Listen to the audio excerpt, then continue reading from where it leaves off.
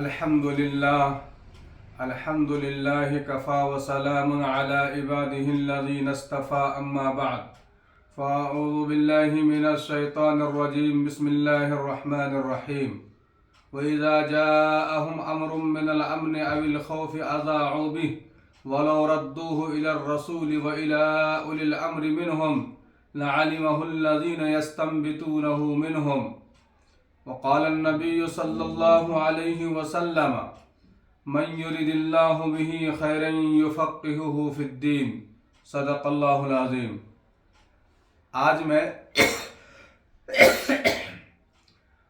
میں فجر کی نماز کے بعد جب مدرسے سے واپس آ رہا تھا تو میرے ایک دوست ہیں حافظ سید عمر ہاشمی صاحب بیدر، ایک مدرسے کے ذمہ دار ہیں وہ، انہوں نے ایک کلپ بھیجا مجھے جس میں حضرت مولانا سلمان ندوی صاحب سابق استاد ندوۃ العلماء لکھنؤ 3 طلاق کے مسئلے پر غیر مقلد حضرات کی پرجوش ترجمانی کر رہے ہیں، اور جس میں انہوں نے اس بات کا تاثر دیا ہے کہ جمہور علماء کا اور چاروں ائمہ کا جو فیصلہ ہے وہ در حقیقت غلط ہے، اور وقت کے تقاضے کو سمجھتے ہوئے اور وہ اہل حدیث کے مسلک کو اختیار کرے اور اسی مطابق فیصلہ بتائے۔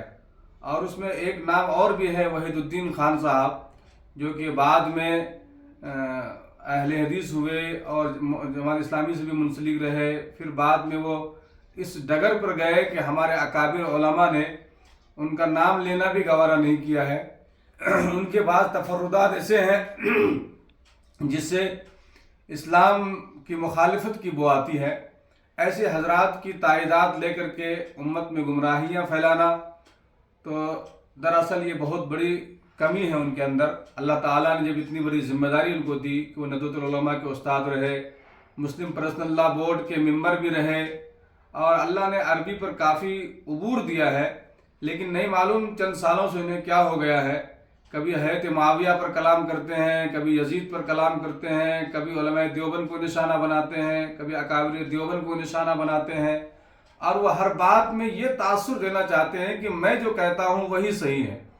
میں حضرت مولانا سے بہت چھوٹا ہوں، لیکن میں حضرت مولانا سے ادباً یہ گزارش کرنا چاہوں گا کہ آپ نے بڑی کتابیں پڑھی ہوں گی اور بڑے مطالعے آپ کے ہیں، ہم سے زیادہ آپ اہل علم ہیں، لیکن کیا امام ابو حنیفہ، امام مالک، امام شافعی، امام احمد ابن حنبل سے بھی آپ بڑے ہو گئے؟ کیا آپ خلیفہ راشد حضرت عمر رضی اللہ تعالیٰ عنہ سے بھی آپ کا تفقہ زیادہ ہو گیا؟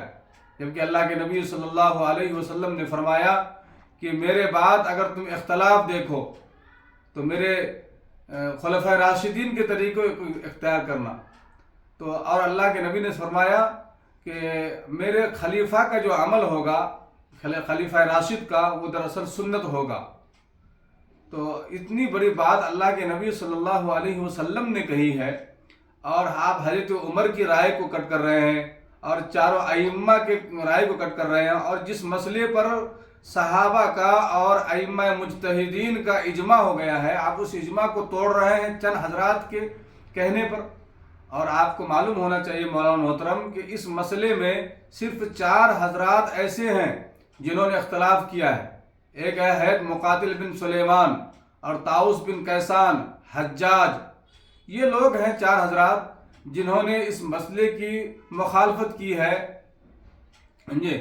اور آپ ان 4 حضرات کا نام لے کر کے آپ جو ہے پوری جمہور علماء کی مخالفت کر رہے ہیں، جبکہ حضرت شاہ ولی اللہ محدث دہلوی رحمۃ اللہ علیہ نے کہا ہے کہ کسی مسئلے پر اجماع ہونے کے لیے تمام کے تمام حضرات کا متفق ہونا ضروری نہیں ہے، اگر ایسا ہوگا تو یہ عجائبات میں سے ہوگا۔ اور امام غزالی رحمۃ اللہ علیہ نے تو یہاں تک لکھ دیا ہے کہ ایسا اجماع منعقد ہو ہی نہیں سکتا دنیا میں۔ حضرت کی کتاب ہے حصول المعمول، آپ عربی بہت جانتے ہیں، عربی بولتے بھی ہیں، آپ حصول المعمول امام غزالی کی پڑھیے۔ امام غزالی نے اس کے اندر کیا لکھا ہے؟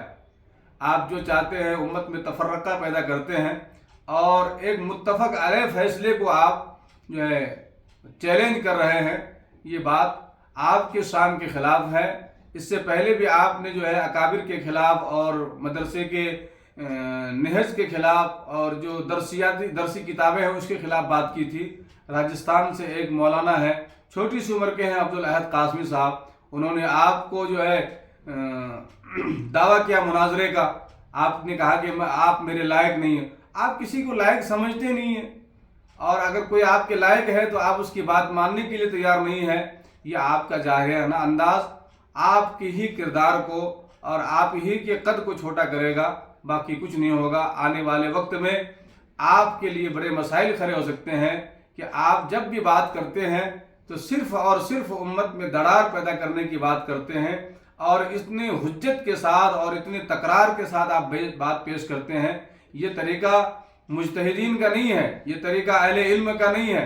اہل علم کا طریقہ آپ بخوبی جانتے ہیں کہ وہ اپنی رائے پیش کر دیتے ہیں، اور رائے پیش کرنے کے بعد قوم اس کو قبول کرے یا نہ کرے۔ کیا حضرت طاؤس کیا فقیہ تھے؟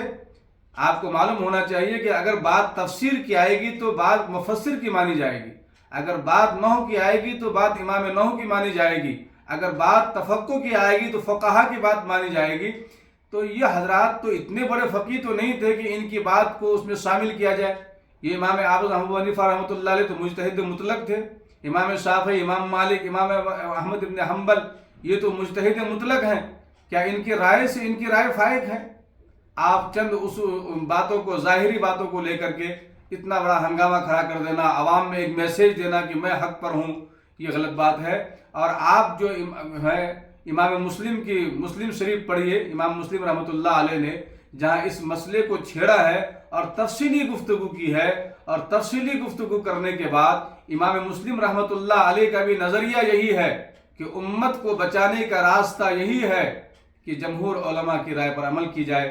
میں یہی چند باتیں آپ سے کہتا ہوں، اللہ تعالی ہم سب کو عمل کی توفیق عطا فرمائے۔